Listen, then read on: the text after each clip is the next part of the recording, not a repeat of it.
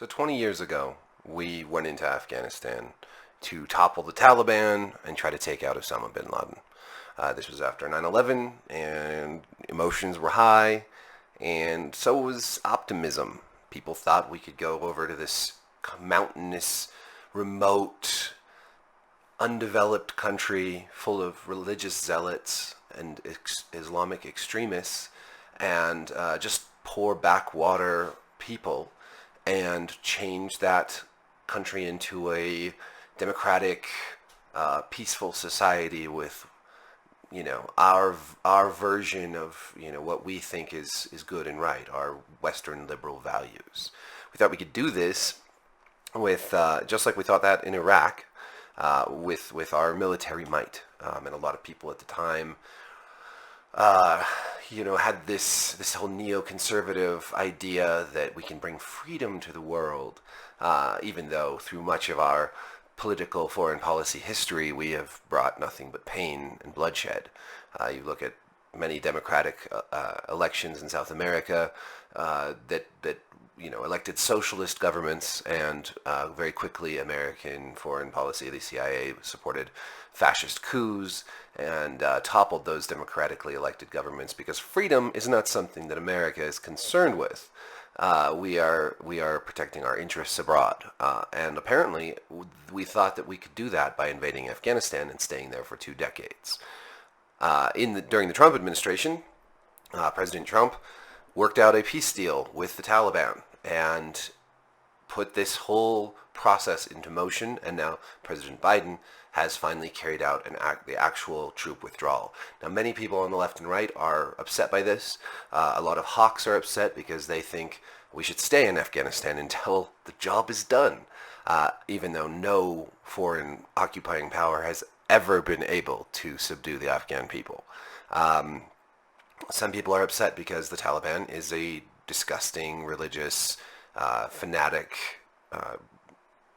I want to say terrorist group, but they practice Sharia law, which includes chopping off people's limbs for stealing, beheading people for adultery, and it's terrible. It goes against everything that we commonly sort of hold dear in the West. They won't let women go to school or show their faces. They'll happily throw acid on little girls. That's some bad shit, right? But it's also not our business. It's not our country. We don't get to change other countries down the barrel of a gun. It's not our business.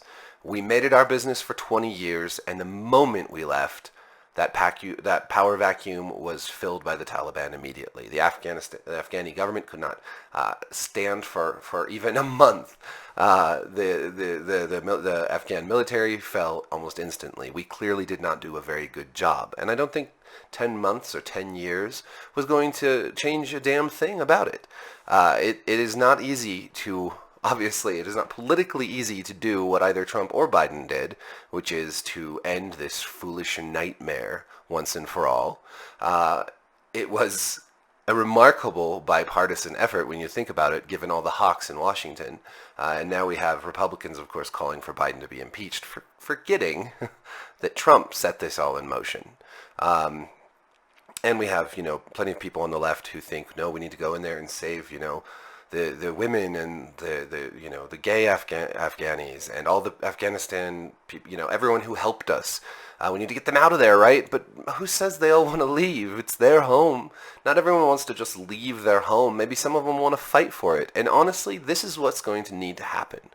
The Afghani people are going to have to fight for their own homeland. They are going to have to help themselves. You just can't do it for them. You can't say, oh, well, we're the United States. We have a big military and we can just go wherever we want, stomp around wherever we want, and push around whoever we want in the name of freedom or civilization or human rights or whatever else. How many times do we have to fail at this?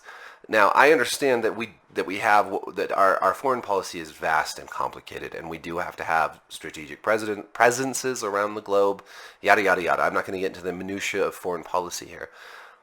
But we have to get over this vain, foolish idea that we can go into countries like Afghanistan or anywhere where there's human rights violations, and save those people from themselves. People have to save themselves. Now, if there was, I do think that I have some exceptions to this. I think if there is a reasonable threat of a genocide that's about to occur, I think it's a reasonable expectation for the United Nations to step in. Like in Rwanda, many lives could have been saved. But then again, what would have happened after they were saved and after that was stopped? Would we have just put a Band-Aid on a gushing wound?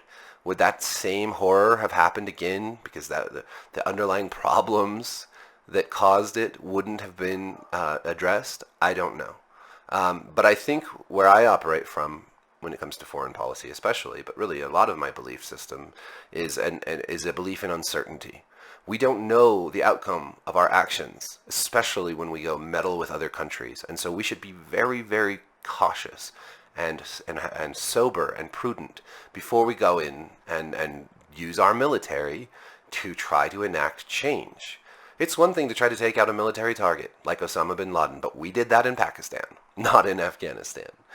Granted, he only went to Pakistan because we went to Afghanistan, but would there have been some other better way to take out Osama bin Laden? I think probably. And once he was taken out, did we ever have a hope of creating a stable, democratic Afghanistan? Was that ever in the cards? I say no, it wasn't. It wasn't, and we should have known better. There are history books documenting the many, many different great powers who tried to conquer this place. And it never happened, and it never will. And we shouldn't do it anyways. We are not the rulers of Afghanistan. We are not attempting to annex Afghanistan into the Union, and we're not the saviors either. So when you listen to all these people either, decrying the Taliban's human rights violations, which, yes, decry the Taliban by all means, or people saying that Biden botched the whole thing, and maybe he did. But when it gets right down to brass tacks, the fact is we needed to get out. And it wasn't going to be easy. And it was always going to be messy. And here we are. We're seeing this messy withdrawal. And in a couple months, everyone will have forgotten about it anyways. And we'll be talking about something else. So better to take care of ourselves. What is the biblical thing? Take care of the take care of the log in your own eye before you worry about the speck in your neighbor's. Well, that's how we should take care of all the things we need to take care of here before we go bombing and invading other countries. So that's all I have to say about that. I'm glad we're out. I hope we stay out, and I hope we don't keep making these same horrible, bloody mistakes. Thanks for watching. Peace.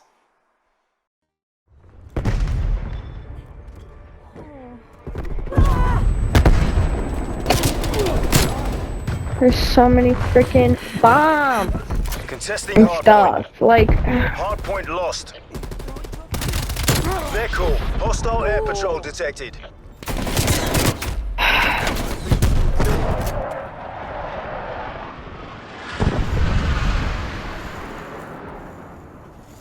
Hostile spy plane established overhead. Enemy napalm strike incoming.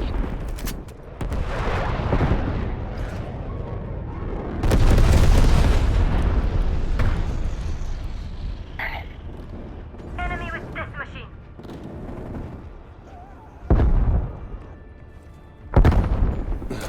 Hard point identified. Hard point is secure.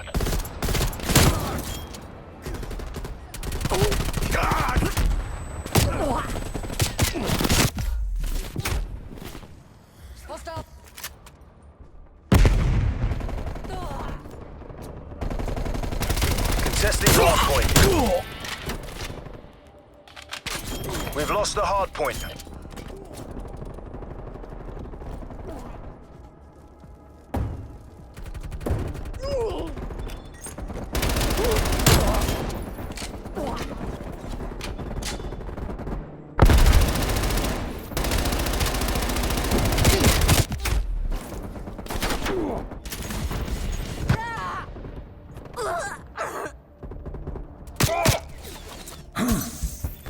wow.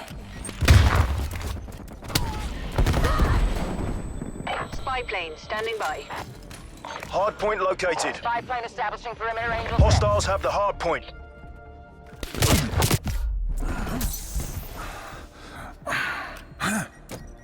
Hostile spy plane established overhead. Spy plane MTL 50%. Hard point is secure. Check your targets.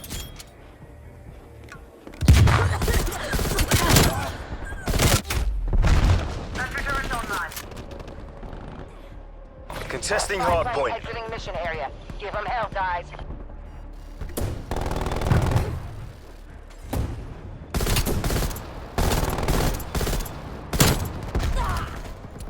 There's a bunch coming from one place.